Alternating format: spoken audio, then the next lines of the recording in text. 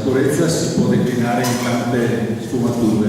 La prima sicurezza che il cittadino richiede è quella di vedere il territorio presidiato dagli organi preposti.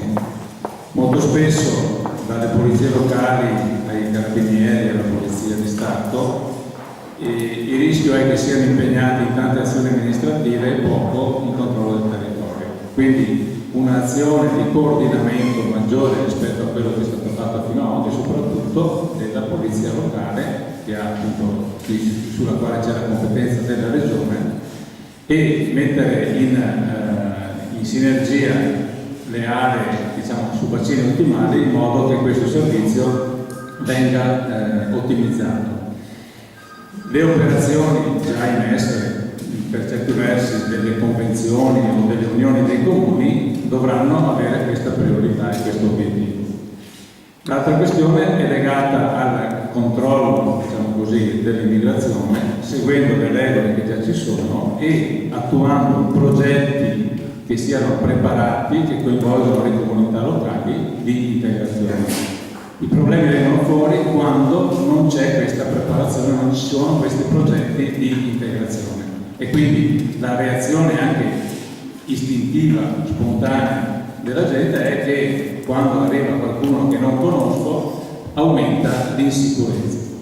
Su questo punto è chiaro che c'è molta enfasi, bisogna essere molto precisi e preparati con questi progetti di integrazione. Un altro punto, secondo me fondamentale, è che l'insicurezza è frutto di una incertezza sociale legata alla crisi economica che spesso coinvolge le nostre comunità. E quindi fare in modo che i centri storici siano ravvivati, che non vengano incentivati, come è stato fatto in passato, i pseudo centri storici che sono i centri commerciali di ipermercati, di strutture di vendita, che hanno indebolito il tessuto sociale dei nostri centri storici.